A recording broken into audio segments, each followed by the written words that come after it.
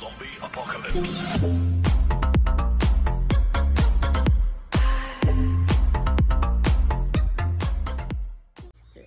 Salam sejahtera dan salam durian sekali lagi. Hari ini kita akan bercerita tentang bencana yang berlaku pada 2021 lah. Jadi hari ini merupakan 31 Disember 2021.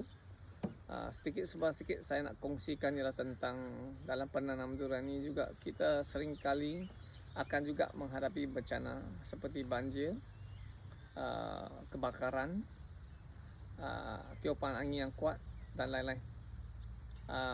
Hari ini apa yang saya nak kongsikan ialah penutupan pada bahagian banjir lah. Kalau kita lihat sedia kala banjir ini sebenarnya memberi satu impak yang besar ataupun kesan yang sangat negatif terutama bagi penanaman durian. Kita dapati kalau kawasan yang kita menanam durian ini kalau terlibat dengan banjir, kerugiannya besar, kemungkinan besar pokok mati ataupun pokok mengalami kecederaan. Kawasan yang dibanjiri mungkin juga akan sukar ditanam sebab dilutupi oleh lumpur yang cukup banyak. Begitu juga dengan kemusnahan yang begitu, bukan hanya pada dusun durian tetapi juga dari segi perumahan, rumah yang banyak rosak dan juga kehilangan nyawa lah. Jadi antaranya dalam penanam durian ini kita juga akan menekankan aspek dari segi bagaimana kita dapat menanam secara penanam lestari atau memampan. Kebelakangan ini yang banjir yang berlaku ini juga memberi satu lagi peringatan lah. Kalau kita ingin membangunkan penanaman durian, kalau boleh kita buat secara berperingkat ataupun secara skala kecil ataupun size secara selepas kita bangunkan satu kawasan, kita baru bangun kawasan seterusnya lah, bukan secara berleluasa. Kalau secara berleluasa, secara amnya perancangan kita mungkin juga boleh menyumbang kepada masalah banjir dan juga banjir kilat ni. Jadi antaranya yang boleh kita lakukan ialah kita kena merancang supaya benda ni tidak memberi impak yang besar kepada alam sekitar. Dan seterusnya kalau kita nak lihat dari segi penanaman durian ni, hari ini kita nak kongsikan ialah pemilihan tapak. Kalau pemilihan tapak sebenarnya kita tahu paling bagus ialah berdekatan dengan sungai. Kita dapat bekalan air yang percuma. Ini adalah kebaikannya lah kalau kita memilih pemilihan tapak di tepi sungai.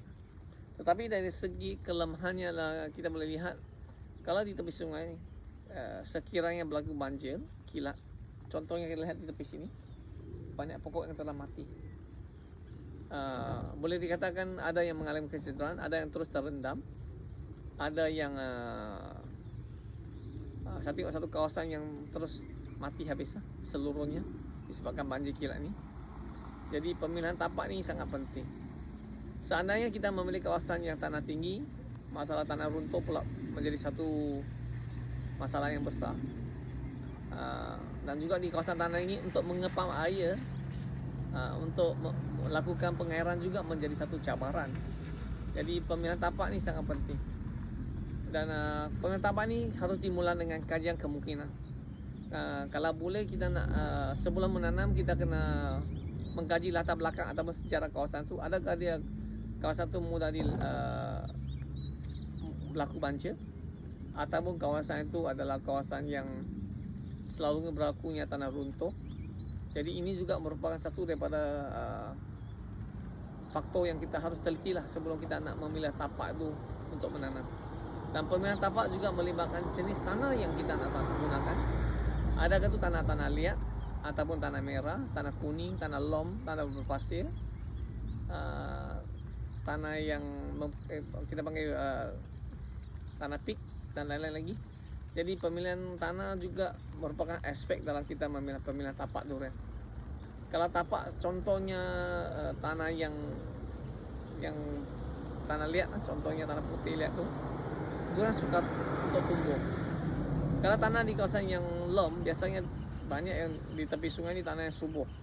Tetapi satu kelemahannya adalah kalau berlaku banjir kilat, kerugian yang besar lah. Jadi pemilihan tapak ni kita kena kaji juga di atas bahagian yang tanah di tepi sungai tu. Adakah di bahagian bukit tu ada pembalakan atau tidak? Kalau ada pembalakan, biasanya risiko banjir tu tinggi. Kedua juga kita nak lihat sekarang disebabkan durian ni memang di satu Malaysia memang panas lah. Semua orang nak tanam. Jadi pemilihan tapak tu juga kita tengah lihat sungai tu ada ke sungai tu selalunya berlaku banjir atau tidak. Kalau berlaku banjir, risikonya tinggi. Kita melihat contohnya di Pahang ni, contohnya di Sungai Lembing ni, boleh dikatakan tiap-tiap tahun banjir kilat ataupun banjir lah. Sungai Lembing sudah menjadi perkara yang biasa. Tetapi di bahagian Bentong, Karak ni ada kawasan yang tak pernah banjir menjadi banjir kilat. Jadi ini juga disebabkan antara faktornya disebabkan hujan yang turun tak berhenti.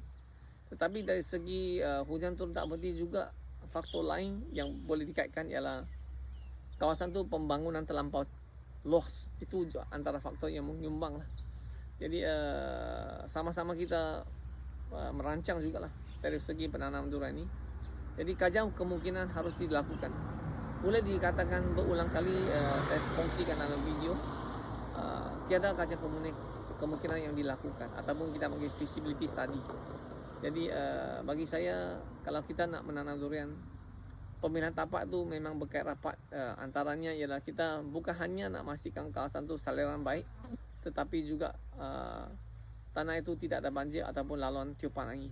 Kalau ada tu memang bahaya. Sebab pelaburan ni kadang-kadang kita tanam selepas tahun 2 banjir berlaku, pokok mati. Contoh yang berlaku kita tengok satu kebun yang berlaku di Raub. Selepas banjir kilat, pokok semua tumbang. Tanam semula, selepas tahun sekali lagi menjadi korban di atas benda yang sama, banjir. Jadi ini merupakan satu peringatan kepada kita kalau kita nak tanam. Antara yang kait rapat juga kalau kita nak tanam di kawasan tepi sungai, mungkin juga satu penyelesaiannya adalah bina busuk tinggi.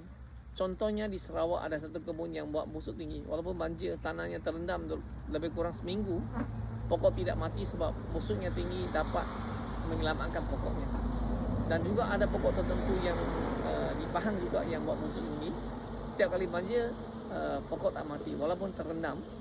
Tapi selepas air yang susut cepat, pokoknya dapat diselamatkan.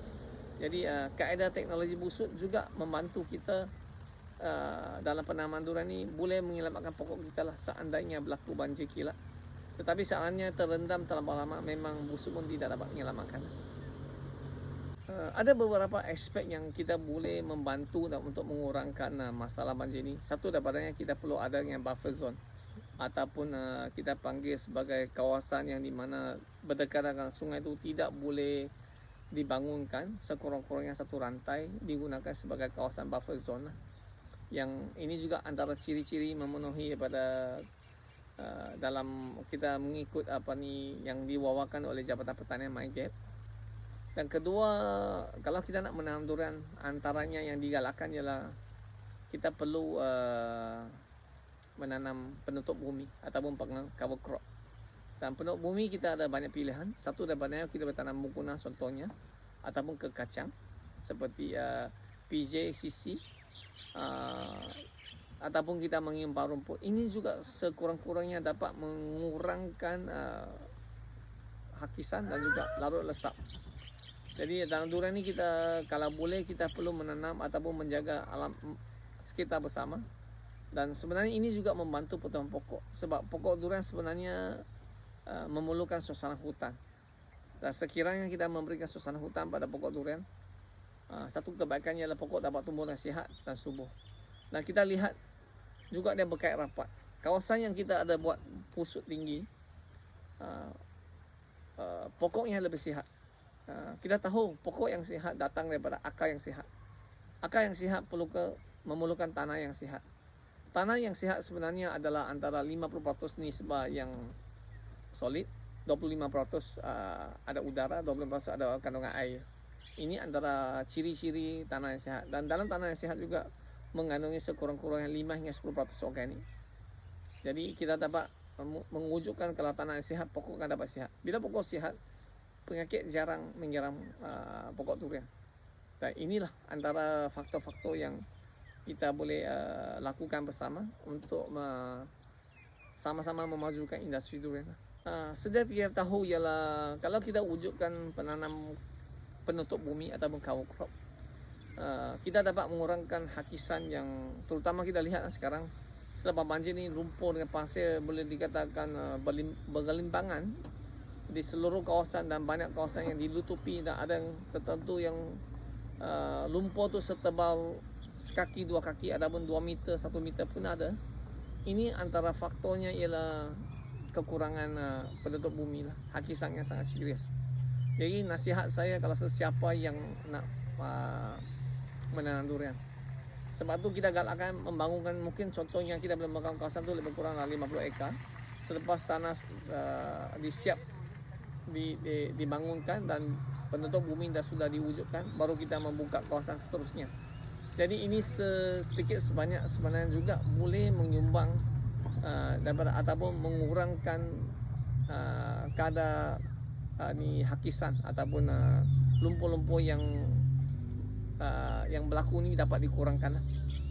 Kita dapati kalau ada lumpur bergerak ni sebenarnya banyak topsoil kita juga hilang semasa banjir ini, dan dia tidak memberi manfaat kepada kita. Ia sebenarnya juga akan menyebabkan sungai kita cetek, dan seterusnya pada masa depan banjir itu serius, yang lebih serius akan berlaku lagi lah. Kalau kita lihat di hutan, kalau yang tidak diteroka, hutan semula, jadi sebenarnya organiknya tebal. Bila organiknya tebal, dia menjadi makanan kepada cacing, dia akan menebuk lubang, jadi dia akan bentuk satu bentuk kita panggil sponge, di mana bila air diserap masuk tu, dia akan dipegang dalam tanah dulu dan dikeluarkan secara perlahan-lahan. Sebab tu kita dapati dengan ada hutannya, sebenarnya banjir ni tidak serius, ataupun air itu dikeluarkan secara perlahan-lahan. Tetapi apabila kawasan dibuka secara besar-besaran, air tidak dapat diserap oleh tanah, dan pergerakan air adalah di atas permukaan. Bila permukaan bergerak dengan banyak, hakisan berlaku.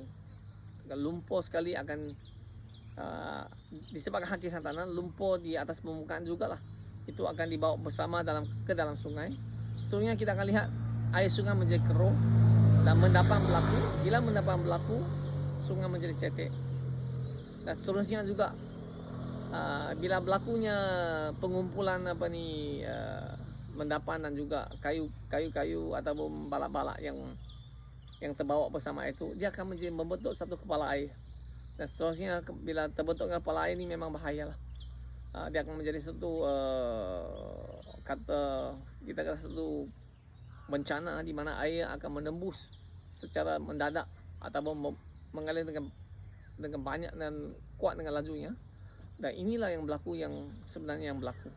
Jadi sebenarnya pembangunan apa yang berlaku hari ini adalah disebabkan pembangunan yang tidak terancang. Jadi pembangunan terancang sebenarnya sepatutnya kita tidak dapat mengelakkan daripada membangunkan kawasan, tetapi kita kena membangunkan secara pertanian mampan ataupun mengikut apa yang diwawakan oleh Kementerian Pertanian, mengikut kaedah MyGap. Jadi sesiapa yang sudah menanam ni, kita boleh sama-sama menyumbang. Satu daripadanya ialah mewujudkan sistem peparetan yang lebih baik dan lancar. Kedua ialah menyimpan tanaman penutup bumi. Ketiga juga kita boleh membuat kolam tadahan air dalam kebun kita. Secara tidak langsungnya dia juga dapat mengurangkan air mengalir keluar semasa musim hujan. Contohnya ada satu kebun yang saya lihat, dia memang membina satu kolam tadahan air yang besar di dalam kebunnya.